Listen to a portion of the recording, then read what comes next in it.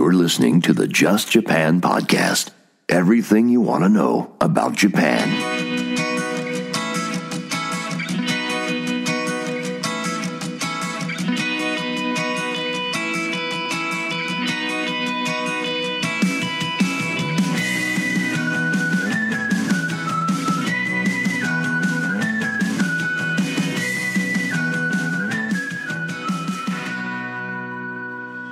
Well, hey there, everyone, and welcome to episode number 207 of the Just Japan podcast. My name's Kevin O'Shea. I'm a Canadian who has been living and working in Asia for 21 years. That's right, guys. And I'm really happy to be back with you. Happy New Year. Happy 2024. I apologize. There may be a little background noise today. This evening as I record this, the house isn't as quiet as I would like, but c'est la vie. That's it. It is a new year, a new episode, a little winter break for me. I didn't put episodes out for a few weeks as I was kind of relaxing, unwinding, reflecting, and kind of getting myself geared up for a new school year. Well, not a new school year, a new school term. And here we are. It's January. I hope you guys are all doing well. There's been a lot of course, incredible and sad, tragic events happening in Japan since the new year. Of course, on January 1st, there was the huge earthquake in the Noto Peninsula in Japan, and a lot of people, unfortunately, died. A lot of damage, incredible things to see. There, of course, was on January 2nd, the airline crash at Haneda Airport, where the passenger jet coming from Hokkaido crashed into a Coast Guard jet. It was miraculous that all of the passengers and crew on the passenger jet survived, but it is a tragedy, of course, that 5 out of the 6 Coast Guard members passed away. And I guess there'll be more to come out about that as the weeks and months go on. We'll find out more information. So guys, in this episode, we're going to be chatting with Dave in Osaka, and he is one of the OG live streamers from Japan, based in Osaka. And when I think of live streamers, of course, there's a lot of different people I think of in Japan. Of course, I think of the Only in Japan Go. Of course, I think of Ryan Ishida. And I think, of course, Dave. Dave was back in the Periscope days. He was doing it. So this is a recording for I did a little ways back, a few months back, for the Just Asia podcast. And of course, I'm taking a lot of those interviews and sharing them here on the Just Japan podcast feed. So guys, I hope you enjoy my conversation with Dave in Osaka. All right, folks, it's another podcast, another interview, another fantastic guest. And this evening, I guess whenever you're listening to this, I'm really happy, that's a new word, to be chatting with Dave in Osaka. Dave, thank you for coming on the podcast. Thank you for inviting me. Finally get to see you here. Yeah, and now for those of you out there who are listening who may have like one foot into the Japan Twitter sphere, or X sphere, I suppose now, if you are one of those people who are following, sometimes I've heard it termed as Gaijin Twitter, you may know Dave in Osaka, someone who is well known for his awesome and epic live streams. So Dave, I'm going to ask you to maybe introduce yourself to the listeners and just let everyone know a little bit about yourself, where you're from, and where you are based. Well, I'm originally from Canada, from Hamilton, Ontario. That's my hometown. And I came to Japan in 2001. Been here for over 20 years. And I'm based in Osaka. I've always been here. The 22 years I've been here. Started off in Higashi, Osaka, and moved up to the north of the city a few years after that. So I'm a hardcore Osaka boy.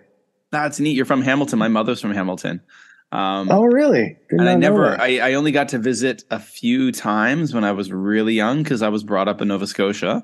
But my mom was from Hamilton. Right. I know that. I'm from Nova Scotia, but my mom is from Hamilton and my dad is from Cornwall, Ontario. Okay. And, okay. Yep. So I'm I was born and bred in Nova Scotia, but when my dad retired from his career with Parks Canada, he went back home. They bought a house back in Cornwall, and they went back there. So now when we do, my family and I make trips back to Canada, it's always to Ontario, to Cornwall. But my mom used to live, and I see if I can remember this, I used to visit my grandparents on Mountain Brow Boulevard, I believe it was called. Very close. Yeah, very close to where I was. I'm just a few blocks away from the Mountain Brow. That's where I was I grew up right there. Yeah. Cool, neat. So I remember Small also world.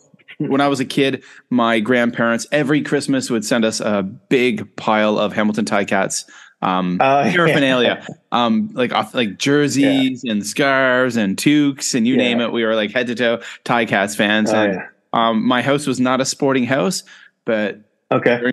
during CFL season, it became one because my mom was a Yeah. Ticats fan. Yeah. So there you go. Was that 1989 Grey Cup? Them and the Saskatchewan Roughriders. Was it 89? A famed game. I think it was. Yeah, I believe so. I can't even remember. They lost in the very dying seconds of the That's game. right. Yeah, I think you're right. Yeah. It was one of the only times I've seen my mom crying, and maybe she was crying. No, I think it was more anger. But yeah, I think there was a lot of years where they were really close, but never actually did it. Exactly. So, I mean, so there you go, guys. This podcast is no longer the Just Asia podcast. It's all the Hamilton and the podcast. No, but that's really cool. So, it's neat to make these connections. I'm wondering, we all have, everyone I talk to on this podcast always has a really fascinating story of how they ended up where they ended up. Whether it's in China, South Korea, in Japan, different parts. I was wondering if you could tell us a little bit about your Japan origin story. How did you end up in Japan? Well, I started studying Japanese language at McMaster University. Okay. And I had a professor, my Japanese professor actually had a connection to Osaka. I'd gone to Japan while I was studying there during my holidays. I'd matched her, I had the same teacher for 2 or 3 years. So She said, you know what, I think I have a connection there. If you're ever interested after you graduate, there's maybe a position I could find you to teach there. And I said, okay. And then when I graduated, I approached her and she got me a spot. It was actually the same thing as Jets. Okay. But it was a direct hire. She introduced me. And I still had the three-year limit like Jets do. But yeah, I did that. I worked at junior high schools, and that was in 2001 in October. And I've been here since then. It's 22 years. Wow. So cool. Yeah. I was just thinking the other day of reflecting upon my career, my time. I've been an international school teacher the entire time. I've been a teacher, really. I did do 5 years of ESL teaching in Korea. I was a Hagwon teacher. Okay.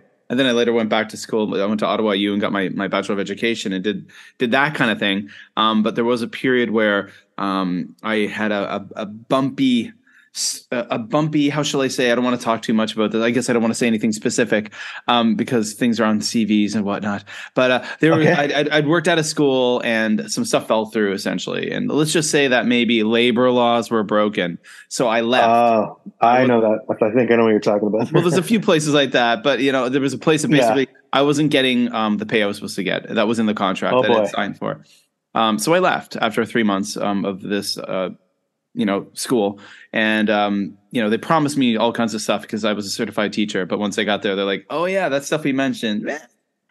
But at that time, Osaka, I think, was trying to get off the whole kind of dispatch company thing, the city of Osaka. And they created something called the CNET program, City Native English Teacher. That was just like that was like 2012 or 11, 12, maybe 13. And then I went and I worked there for a year. And that was the only time I've worked in public schools in Japan, but it was a really neat year.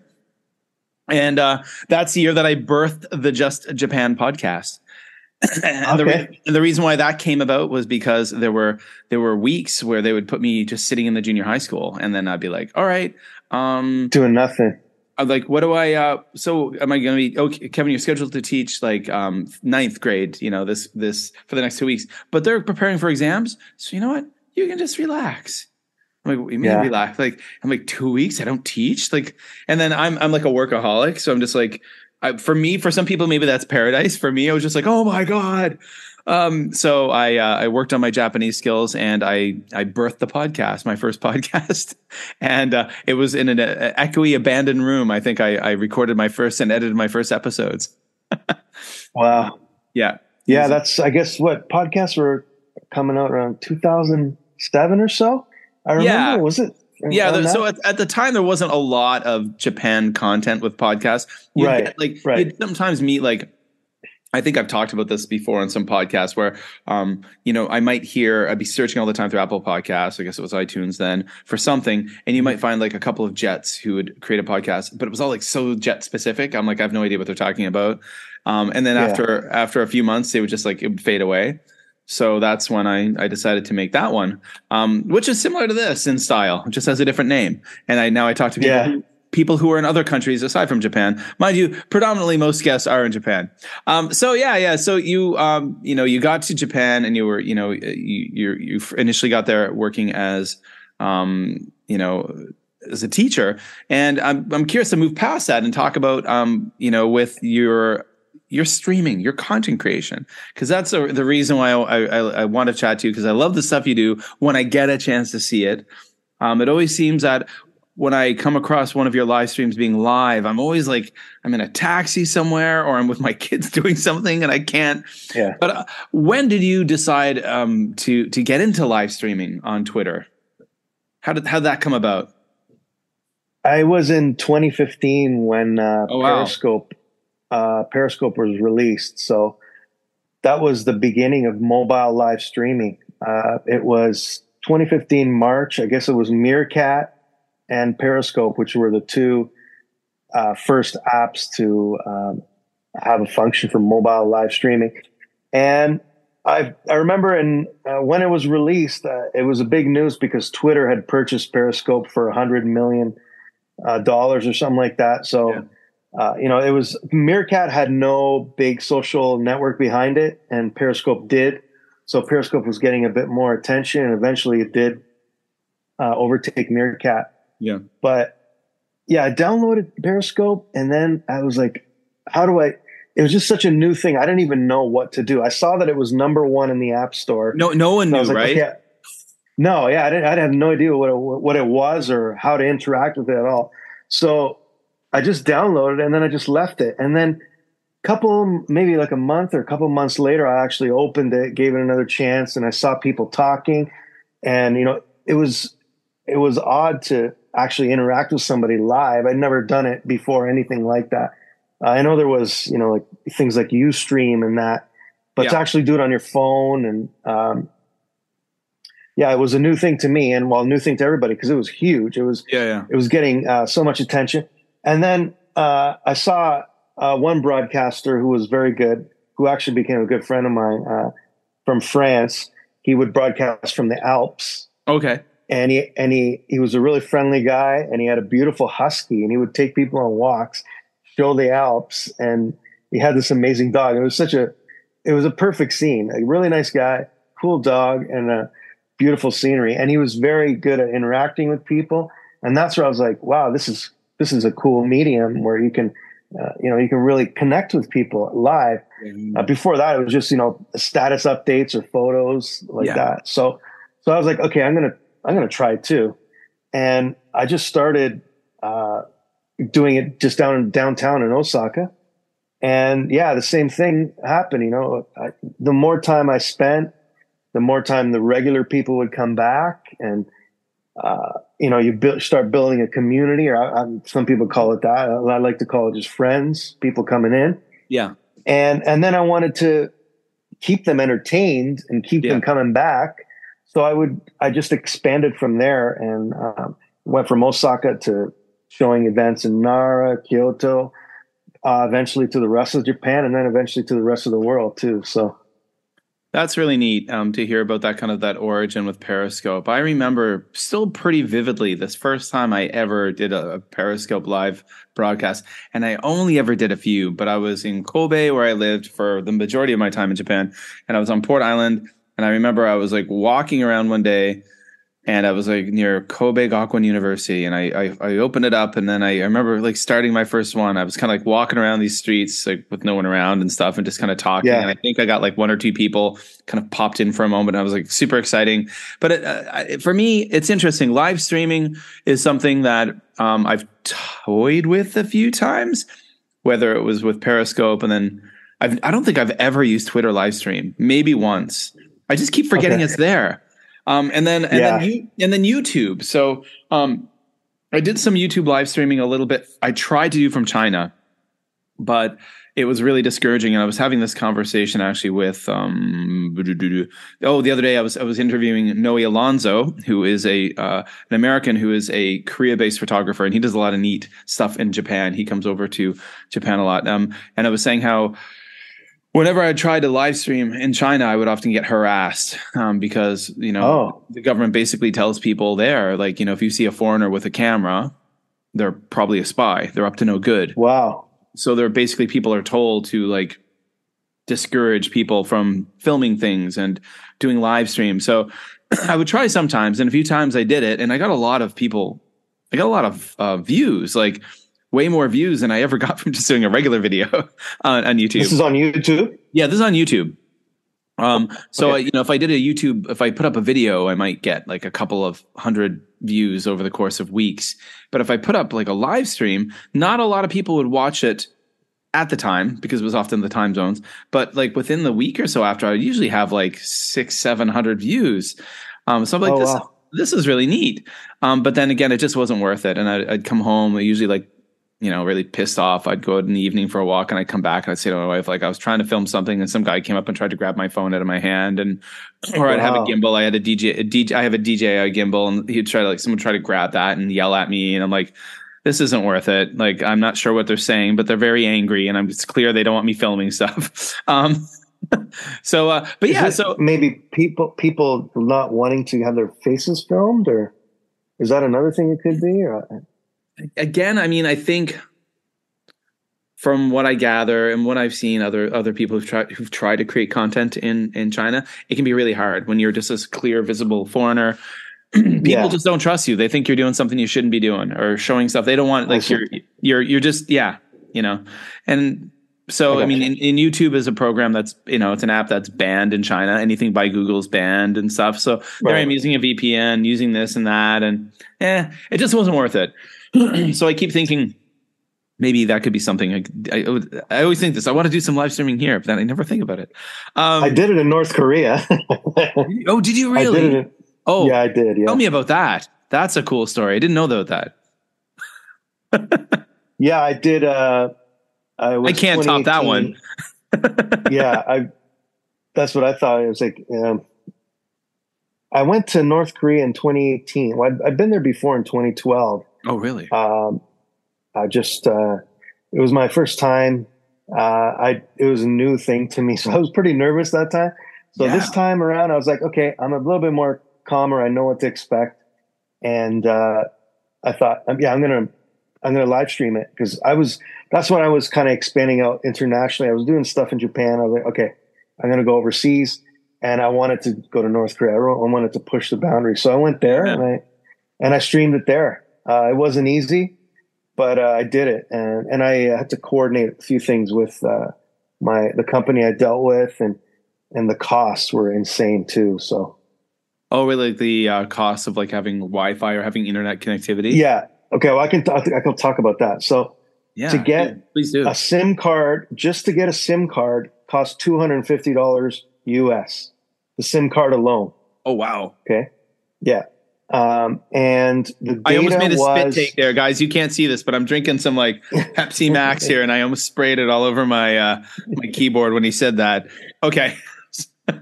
Yeah. So and that's no data. Just getting the actual card. SIM card is $250. Then each megabyte was $1. So I bought. I shouldn't even say how much, but I bought a lot because I was streaming the video. Yeah. Obviously that takes. I needed a lot. More than a meg. So, more than $1. Yeah, I spent about almost $1,000 total just streaming there. Wow. It was $1, and then you had to go to this one place, or there's 2 hotels in Pyongyang where you could only load money up, and you had to pay in advance.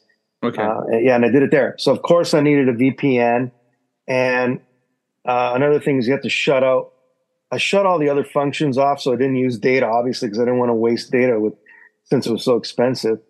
But yeah, I did it. The signal wasn't great sometimes, but I did show, like they do the dance at the big Kim Il Sung Square. Okay, yeah, in front of the library there. There's a famous spot where they do the parades with all the nuclear missiles or whatever. Yeah. That area there, they did a big dance. Yeah, I did a few other things. Some kids playing ping pong, some live performances at a junior high school and a high school. But yeah, and I did some just ask me anythings from my hotel room too. So Wow. it was quite an adventure. And then when I got back, I some news services mailed me. They're like, "How did you do that? How were you allowed to do that?" And I didn't answer anybody because I didn't even want to talk about it. Yeah, and I didn't know who it was. I just didn't want to talk about it at all. So get a knock on your door there in Osaka. Some guy who's got some strong Korean features in his face. Like, wait a second, you're not the Uber Eats guy. No. Wow. Yeah, I didn't say anything. So when you did that, were you using Periscope? Yeah, I was. Yeah, that was 2018. Periscope was still around. So I don't even think I'd be able to do it with YouTube because it just, I think it needs a little bit more bandwidth data, like the resolution. Yeah, it needs more bandwidth. Whereas Periscope was super low. That was one of the good points about it. It just didn't require much to keep going. Wow. So for those of you guys out there listening, Periscope, that was how things were done. I recently had Victor Gonzalez on an episode of the podcast talking about him. He did all these like epic Mount Fuji sea to summit hikes, and we were talking about him and I was like, I vaguely remember you years ago like live streaming it somehow, and he's like, oh yeah, he said I was using Periscope. I'd be trying to live stream while like walking through the forest or going up the side of Mount Fuji, but often it didn't work out because like the connectivity, there was like no connectivity, but I can remember him trying. It was pretty neat. I think there was a signal at the top. They had did, but on the way there, it would definitely be spotty. Have you done that too? I recall it. No, I've never done Mount Fuji. Oh, okay. But I remember seeing broadcasts from the top. Somebody had did it from up there. Wow, that's so cool. That's so cool. Now, you do a lot of live streaming around Japan, and I mean, how does it work with? Do you just you just decide to go to different places to show people? Are you going through and looking at different events that are happening? Are you doing both? How do you make your choices on what you're going to be live streaming? Yeah, I guess it is pretty Japan centric. So I do go. I like to go on location. Mm-hmm. I started doing that, going to different places in Japan. A lot of people who watch are people that maybe never are going to be able to come here for whatever reason, whether it be health or, finances. So I think they appreciate going to the different places and seeing things that maybe they're never going to see. And there's other things too, thinking about, people love changing views, different landscape, showing the same thing all the time.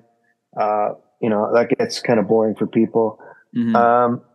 And then when you're going to someplace new, there's always the unknown element. You never know what's going to happen or what you're going to see. So I always liked going on location, somewhere different every time. That was definitely some things that, main things that I think about. Cool. Neat. Yeah, I know. It's interesting too, because I mean, like, I think for those who love Japan, there's always just interesting things to see. Like that's even like for me, if I'm staying in Osaka on an Airbnb, just every night for me is a little adventure to just go out and walk around the back streets. That's fascinating. Yeah. And for those out there who are interested in Japan, often in many ways, they find that equally as fascinating. Like I like taking pictures of old buildings at night and back alleys. I love walking through those alleys. I love that vibe, that kind of neat energy. Yeah. And, especially when there's life there, there's people living in those old communities and people who've been there for generations. And, you see what once was a shop. And the thing is, when I share those photos, they always get so much traction. People love to see those photos. I still share them because I've got like a whole freaking camera roll of them. Because when I was there in the summer, I took just hundreds and hundreds and hundreds of photos. Right. So every once in a while I pop those up, and it's always fascinating to see, if I put up, photos of Georgetown, I get a few likes. I put up a picture of Japan, I get a heck of a lot more likes. It's just a thing that people are interested in. I know myself right now, I really enjoy watching, John Dobb from Only in Japan, Yes. and he's a real frequent live streamer, YouTube live streamer. He's practically every day, and he's also got a really it's nice to listen to. He's lived there for a long time, so he knows what he's talking about, right? And he talks about all these, and he just loves to go to all the little different neat neighborhoods and stuff. So it's I understand the appeal. Especially because I'm not someone who's living in Japan right now, but I often wish I was. So I'm okay. So I want to jump around here and talk about kind of just the landscape and what you've seen over the last few years. You're based in Osaka. And I'm just curious about like pre-pandemic, pandemic, post-pandemic. How did kind of the live streams, did they evolve during that time? I know that just anecdotally from my own experience leading up until the time I left Japan. I left in 2016, 17. Okay. Oh, wait. Was that when? Yeah, maybe. I don't know. Something like that. But what I do remember anecdotally is I remember seeing more in the time I lived there, more and more and more tourists arriving. And it was just there. You see it. And then, of course, pandemic time happened. Borders closed. You were still there, of course. And then now that things are reopened. So how was that experience for you over those years? Big questions, but I'm curious. Pre-pandemic, that was, I think it was a big shock for everybody, the number of tourists coming in. It was a new thing, right? Japan had never seen that big of an influx of tourists before. Yeah. And I think it was quite quick. So it was a shock for people, especially when the Chinese, they allowed them to have the visa on arrival, right? That created a huge influx of the Chinese, and it was really overwhelming for everyone. Yeah. So I think the pandemic just hit the brakes on that. Yeah. And now people had a few years just to kind of get some air, and to think about how to deal with it. And now that they slowly, raised the restrictions, it's not as bad this time around. I know that numbers are almost back to pre-pandemic level. I think they are. For September it was, or definitely by now. Yeah, definitely will be for November. Yeah. Now it's not a new thing, so I think people are used to it. Not. I think that stress is not there anymore. I think the infrastructures had time to upgrade and to deal with those people. And I also think too that the new people coming in, I've been to Japan several times already, and I don't think they're going on the same, I guess they call it the golden route, Tokyo, Osaka, and Kyoto. I think they are kind of going other places in the rural areas, and also maybe they're going for more of the experiential things, not just sightseeing and gathering in those central places. Okay. I don't feel that same kind of congestion, even though they say the numbers aren't exactly the same. But I definitely don't feel that stress like it was before. Okay. In terms of the crowds. Yeah. It's interesting because, just before I hit record, we were talking, we were chit-chatting, getting to know each other a little bit. And we both had mentioned, we've both been on JJ Walsh's podcast at one point or another, the Seeking Sustainable Japan. And, the concept of over tourism it's a topic that often comes up on her podcast. And she talks with a lot of experts in the field and people who are dealing with it. And that kind of high impact tourism that often is brought with the Chinese travelers, because often, there's a lot of a lot of tours and buses, and that often comes with, and it's interesting because I just recently, there was a connection that made me think of that. I went out for dinner a couple of nights ago here in Malaysia with my family, and where we're at in the island of Penang, it's a very touristy place. And, right. They've mentioned that there's been a big drop in the last few months in tourists, almost like an 80% drop. This owner of this restaurant was saying to us, since the beginning of the summer, and they're not. She's like, I don't know why this has happened, but she said we used to have so many Australians and a lot of British, but they're not coming now. But what they are seeing is an increase in Chinese tourists, and what they say is that as of November, Chinese can come here visa free, and the worry for them is that where they see, and I've heard this on Joy's podcast too, is that a lot of the tourists come, and it's a Chinese tour company. So they come to the area, all the money's going to the Chinese tour company, and they only eat at restaurants. They have vouchers for restaurants that are owned often by Chinese companies. And then I see. They will stop at like gift shops and this and that are owned by Chinese owners or Chinese companies. Right. They often pay the whole time using Alipay or WePay. So basically, it's almost like the money never actually enters the actual local economy. But there's all that high impact and the damage that comes, the negative impact of having too many people, but they don't have that kind of financial windfall from it. And that's the thing that she said. She's like, there's going to be tourists everywhere, but they won't be coming here to eat, she said. No. So that makes sense, yeah. And I just can remember hearing that. So I thought that was kind of interesting how, again, the big numbers with that high impact, but maybe there's not that economic windfall.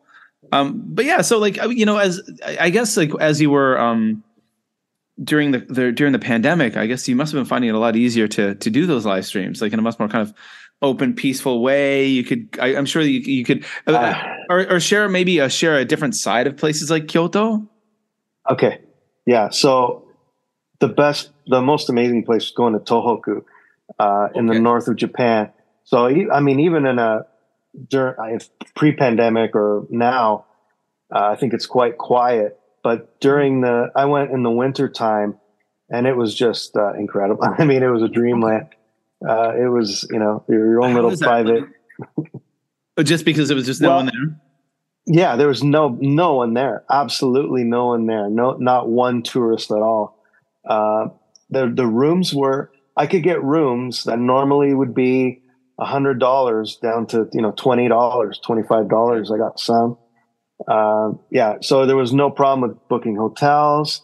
Any experience that might have been, flooded with tourists in any other situation, anything was my choice. I could do whatever I want. Even going out to, it's not Tohoku, but going to Shirakawa-go out there. I mean, you go out there now or pre-pandemic, it was just absolutely packed. Getting there it is a beautiful place, but just it kind of was detracted a bit when there's so many people. Oh yeah, there. That was actually absolutely. Oh, continue. There was nobody there. There was nobody there.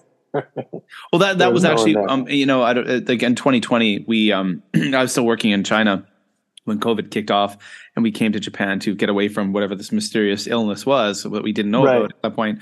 And then China closed the borders, but my job was still there. Our stuff was there.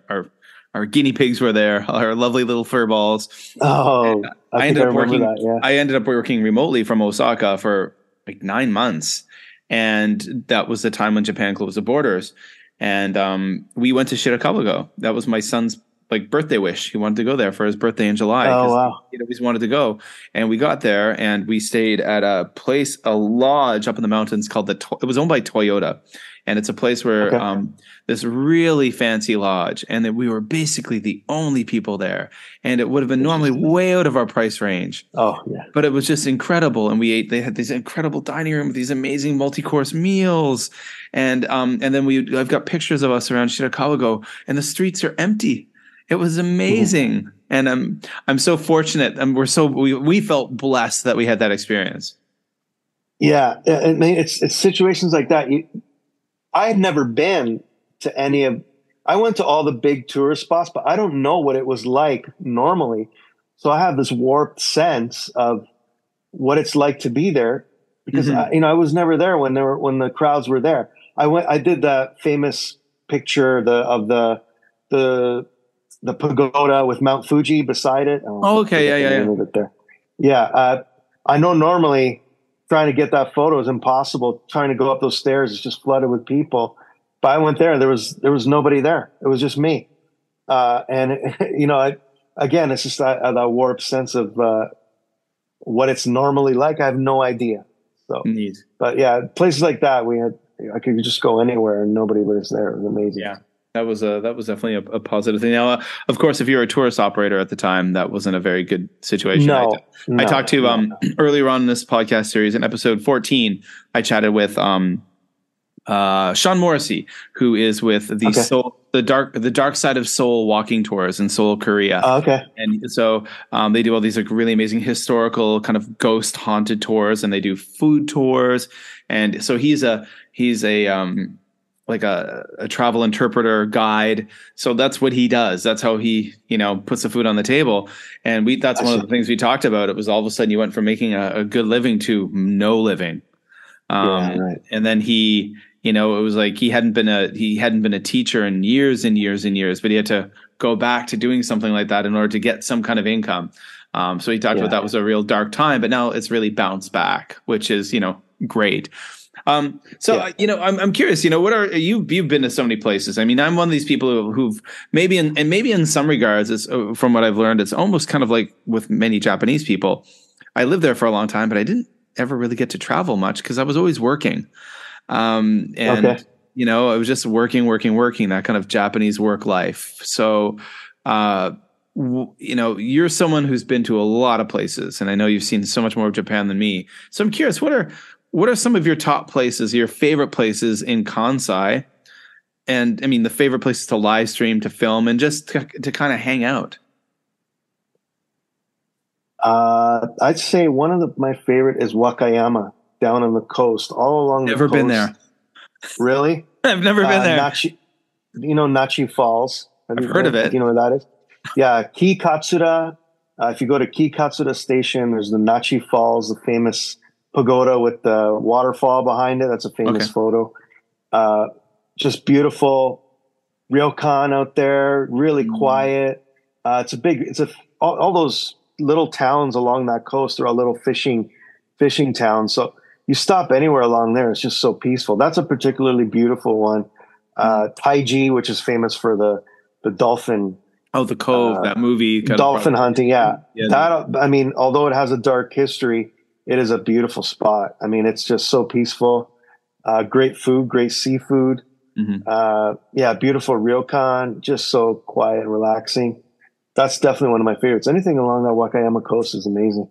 Awesome. You take the Kuroshio from Osaka and stop anywhere along there, and it's just amazing. Nice. Another one is Kyotango. Have you been up there? The north of Kyoto, on the shore. There's a lot of little beaches up there. There's Maizuru. Oh, okay. And anything north of Kyoto, or I guess it would be north west of Kyoto, all that rural area there. There's Maizuru. Just really, really beautiful. There's another place kind of like a Shirakawa Go there. Oh God, I forgot the name of that. But it's the exact same thing. It has the thatched roofs. Okay, yeah. And it's Miyama. Miyama, it's called. Yeah, yeah. And that's also becoming very popular with tourists. Another one is Nagahama out in Otsu, like near Otsu on Shiga.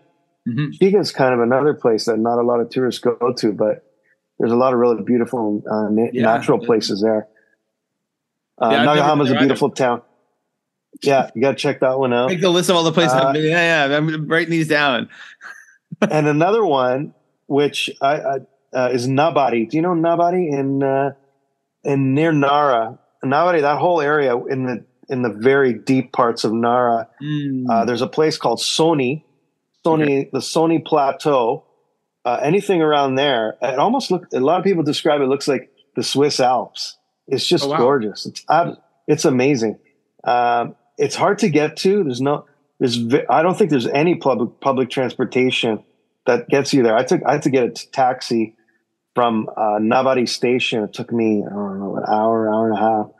I don't have a car, but it is just absolutely stunning. Stunning place. And yeah, Nabari, amazing place too. Cool. Wow. And then you mentioned, aside from Kansai, outside, you've already mentioned Tohoku was pretty remarkable for you. Are there any other places that have been your favorites that you've been to that you've live streamed from and just experienced? Mount Aso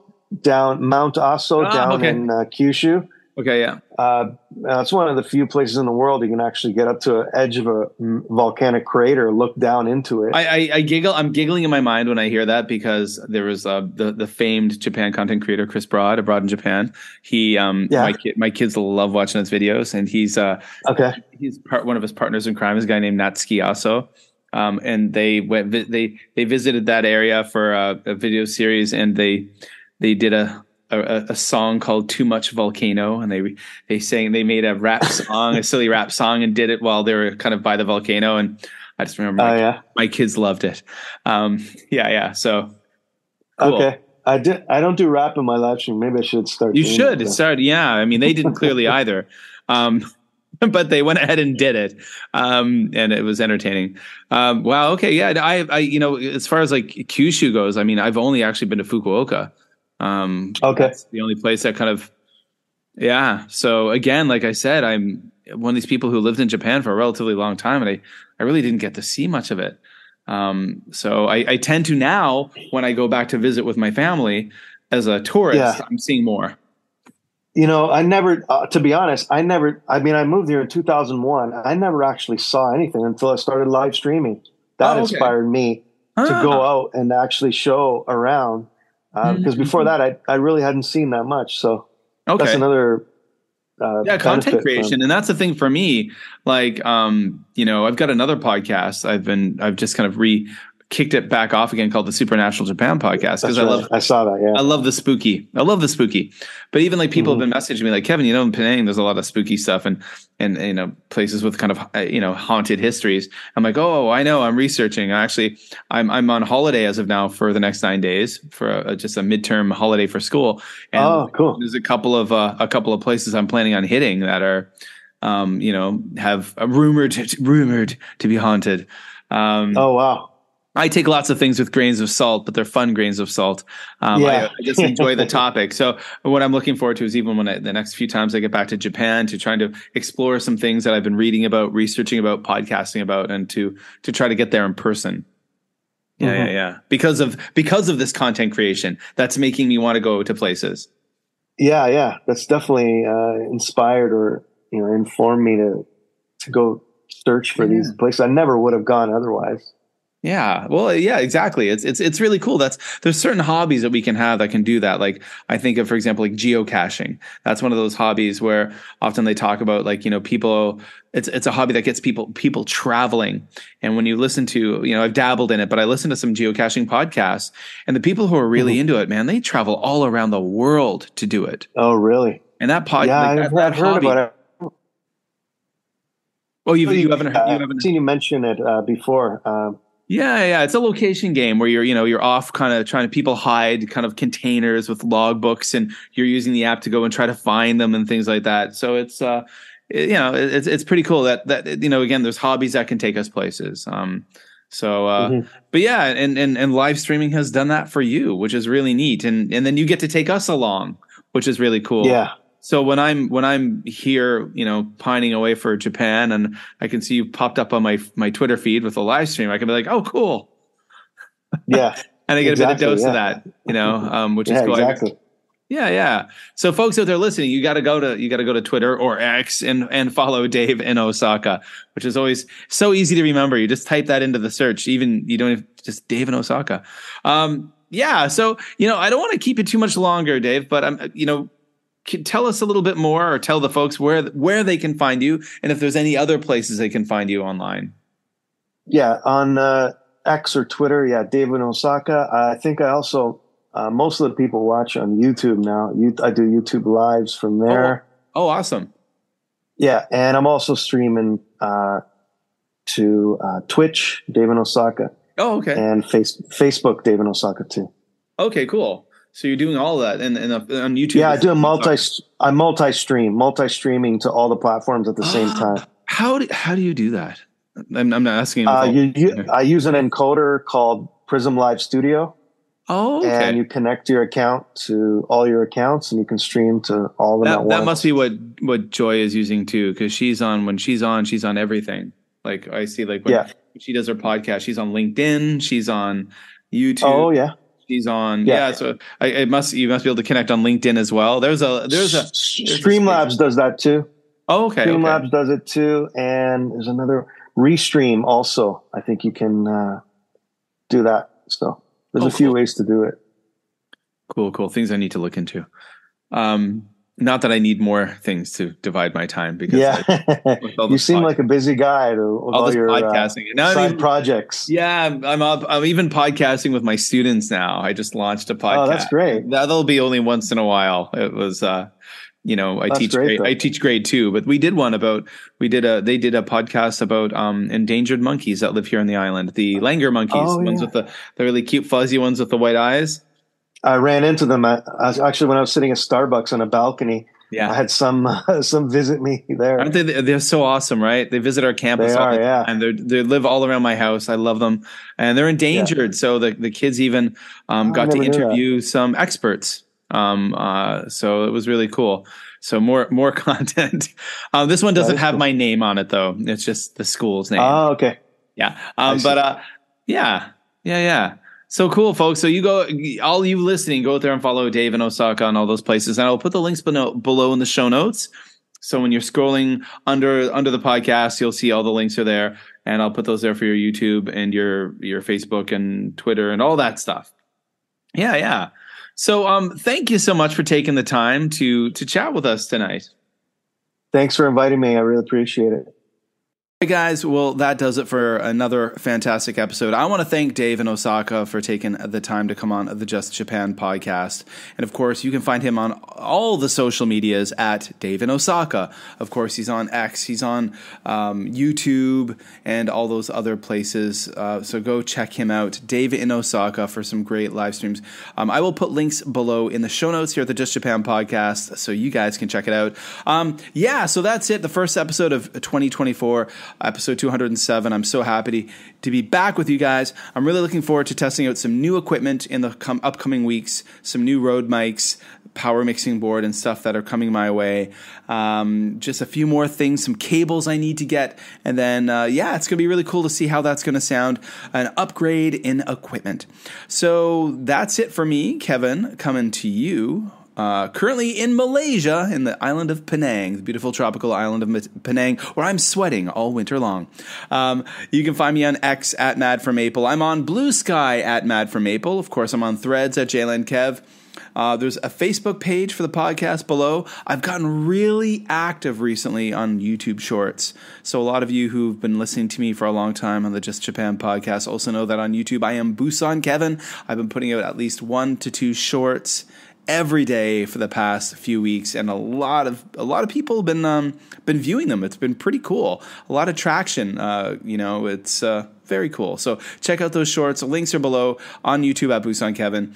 And guys, I really would love it if you could help me out. If you could leave a review for the Just Japan podcast. Years back, so many were left. I would love some current, new, fresh reviews, fresh ratings. Help the podcast grow again to the stature it once was. And that's it, guys. So follow me on all those social medias to see what I'm up to. And, of course, I'm on Instagram as well at JLandKev. All right, guys. Well, that's it for another episode of the Just Japan podcast. Tell your friends about us. And wherever you are in the world, I hope you're happy. I hope you're healthy. And I'll be talking to you really soon.